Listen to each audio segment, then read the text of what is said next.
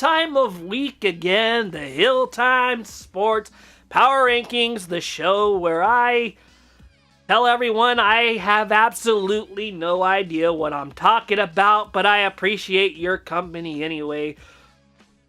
This week, a lot of crazy crap happened. We had an anti-holy roller. Remember when Kenny Stabler rolled the ball into the end zone and it was picked up by a Raiders player for the win? Well, the opposite happened against the Tennessee Titans. The Arizona Cardinals guy intercepted the ball, dropped the ball when he went to the floor, rolled backwards. The Titans picked it up. Tyler Lockett scores a touchdown in the end zone. The exact opposite thing that happened in the 1970s. But enough of that. You came here for Power Rankings, not for a history lesson. Let's go. At number 10, we got the Washington Commanders. Yes, I have my notes, my scribbles. Washington Commanders won against the Chargers. They've had 124 points forced to 101 points against. Krosky married 111 yards and 2 touchdowns against the Chargers. Jaden Daniels, 231 yards. Doris Armstrong had 2.5 sacks against the Los Angeles Chargers offensive line, who looks like they're on the verge of collapse after allowing 5 sacks total. They got the Bears this week. I think this team is very good. If the Eagles don't pick it up soon and learn how to play a whole game and not just 10 minutes of a game, then they're going to be in trouble, and Washington could take the division away from the Eagles. Moving on to number 9, the New England Patriots. They beat the Buffalo Bills, the supposed best team of the AFC. I mean, they were for a while, but the Patriots, Drake May, where the heck did you come from? I know this is year like 1.5. Didn't play a lot of games last season. Had 15 touchdowns to 10 interceptions, something like that last season. But he looked like the second coming of Tom Brady. Mike Vrabel teams are obviously trouble. We've seen with the Tennessee Titans when he led them to the AFC Championship.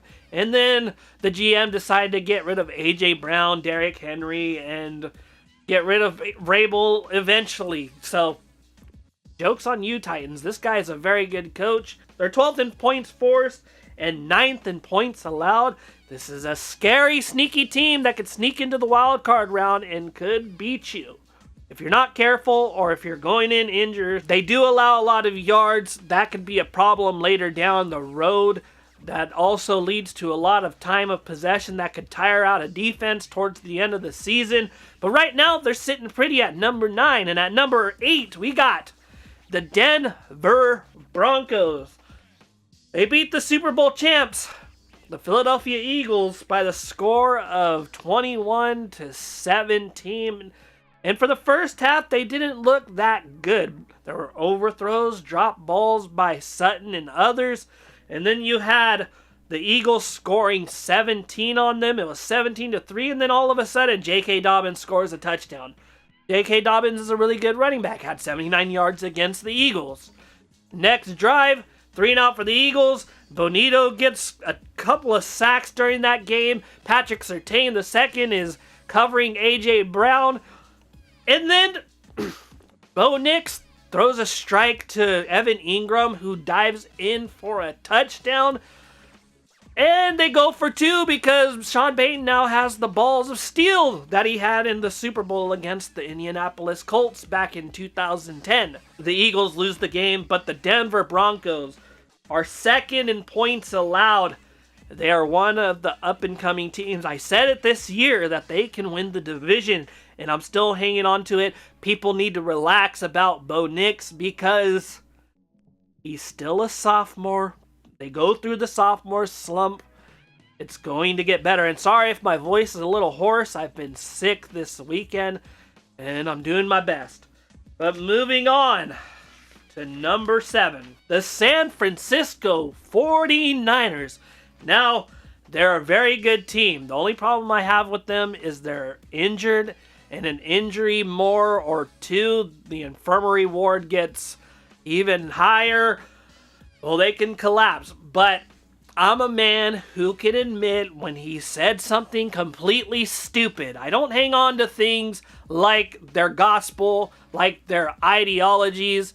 I'm willing to change my mind, and I'm willing to be laughed at in the comments. Kyle Shanahan is a great coach, and I said that he was just a good coach. He's held this team together. He has somehow won games that I didn't even think they could win. They beat the Los Angeles Rams in overtime. Mac Jones looked like a franchise quarterback with over 340 yards, 2 touchdowns. They're 6th in points allowed.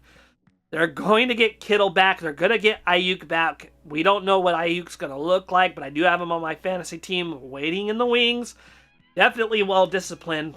I think that if they can hold on a little longer, they're going to be very dangerous in the NFC. At number 6, we got, and I don't know why I'm even putting them this high, the Philadelphia Eagles. Yeah, they're 4-1, but they haven't looked like a 4-1 team. They've just been very lucky to have spurts of great offense followed by an offense that looks like it was taught by a kindergartner. The fundamentals are bad. There's too many penalties, and I could put them this low because I am a Philadelphia Eagles fan, and if they want to come crucify me, well, bring it on. Come at me in the comments. It's fine. I could take it. Nothing worse that my sister and brother haven't said to me. But Saquon Barkley having 30 yards and a 17-yard high of the season is not winning football. Jalen Hurts, 31st in passing, not winning football when you can't run the ball. The defense being on the field for an extended period of time, not winning football. Remember Chip Kelly? That's what happens. Remember when we had a terrible defense? We got rid of the defensive coordinator, brought in Vic Fangio, won a Super Bowl. Well, is it time to get rid of Kevin Patullo? I don't know. I am not the owner. I'm not the GM, but I look towards them to make the decision on that. I'm not an executive. That's not my job. It's above my pay grade. I'm just a fan who's just saying stupid stuff on the internet. But A.J. Brown, disgruntled. I think he still wants to be on the Eagles, but, you know, you're not getting the ball. I mean, the offense is struggling. There's no consistency. It's uninspired. It's unimaginative. It's vanilla. It disappears like Merlin the Magician. And frankly, there's games that they just should have lost. They should have lost to the Rams. They blocked the kick. They should have lost to the Buccaneers because they were coming back. They were 4 drops away from losing to the Dallas Cowboys, who have like one of the worst defenses in the league. And maybe I am overreacting, and that's fine. But right now, they're just not the best team in football. And I wouldn't even see if they were top 5 in football right now. But number 5, Buffalo Bills. I like them. Their offense needs some tweaking. They don't have a number 1 option. That James Cook has been great, but he had an off game against the New England Patriots. Josh Allen has 9 touchdowns and 2 interceptions. Despite people saying he was going to be terrible this year, he has been one of the best quarterbacks in the league with what he has at receiver and tight end. I mean, he's got Keon Coleman and Khalil Shakir, and they're fine receivers. They're not the best. I'm surprised they put up enough points to win games sometimes, because it's just like, do you just expect Josh Allen and James Cook to carry the weight the whole season, or do you make a trade? I say they make a trade for a receiver and see what happens. Turnovers were the story of the New England Patriot game. They lost 2 fumbles and an interception. Defensively, they're a little shaky. I got some questions there, but overall, I think they'll be fine. They'll obviously win the division. We got the Indianapolis Colts, who beat the Las Vegas Raiders so bad you would almost say they were the Pirates going after the booty. Jonathan Taylor is the best running back in the league this season. He had 3 touchdowns against the Raiders, obviously.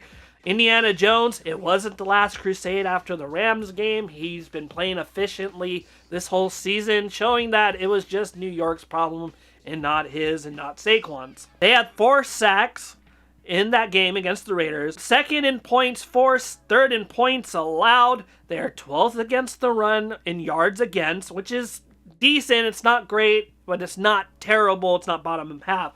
I'm really surprised with how this team has been going. I really like them to win this division, unless it's the Jacksonville Jaguars that win the division.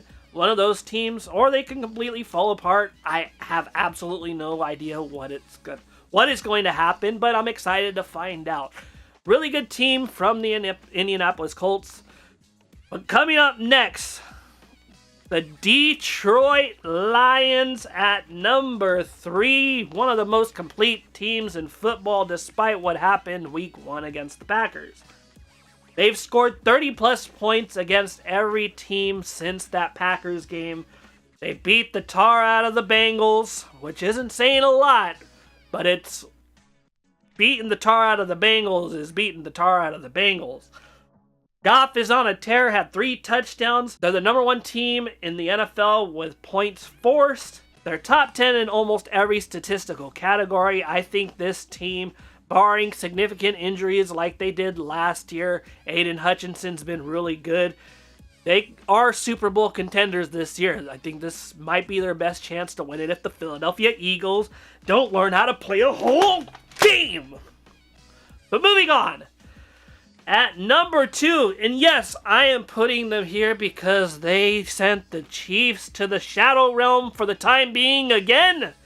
The Jacksonville Jaguars. Now, are they the best team? No. But it's my list, and I'm going to do whatever I want with it. Devin Lloyd, 4 interceptions. One of the candidates for Defensive Player of the Year, in my opinion. Top 10 in points allowed and points forced. Well, I said in my previous video that games aren't decided by the referees, but then they come around and just the referees change the momentum of the game, and I'm like, oh, whatever, the freaking Chiefs are going to win this game. And then Trevor Lawrence, despite being a bumbling fool and falling on the floor, walks in for a touchdown while Chris Jones is just standing there holding his pockets. You know what I mean? I think Trevor Lawrence is their biggest question mark. Can he put together a full game? He had a touchdown and an interception. The run game wasn't that great, but it has been. Their defense is really, really good in my opinion. If they can get better on offense consistently, they're going to either get close to the division or win the division. They will be a wild card team if this continues. And then the best team in the NFL this week. And I know what people were saying, oh, the Philadelphia Eagles, they're a gutsy team. They're getting gutsy wins. No, they were just playing lazy, lackadaisical football. But the Tampa Bay Buccaneers are the real gutsy team in the NFL. You don't get better than Baker Mayfield, who everybody said was going to regress. I wasn't sure what he was going to be this year, but I didn't think he was going to regress. I thought he was going to put up close to the same numbers that he did last year, but I did not expect him to be this good. And if it wasn't for a rough start against the Eagles, they would have been 5-0. Egbuka is the best player in the NFL draft this year. The secondary's improved from last year. They don't give the ball away. They're like top in turnover margin. They are gutsy, like I said. They beat the Seattle Seahawks 38-35. I think the Seattle Seahawks are a top 10 team, but unfortunately, since they lost, I can't put them there. But if they win, they'll be there. Buccaneers, best team in football this week. If you don't like the list, roast me in the comments. Tell me why I'm wrong, and tell me which teams should be number 1 through 10. I'll see you in the next video. I'll be doing a live stream. Philadelphia Eagles, New York Giants, Thursday Night Football. Adios. Like and subscribe.